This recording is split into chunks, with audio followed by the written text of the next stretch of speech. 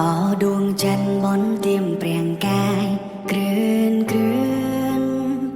សនសំឡលឿនស្ថិតនីអៃដវេហា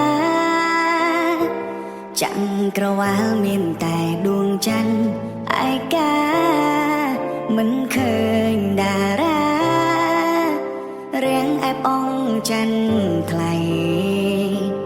ច័ន្ទដឹងទេរូបអ្នកប្រៀបដូចបេះដូ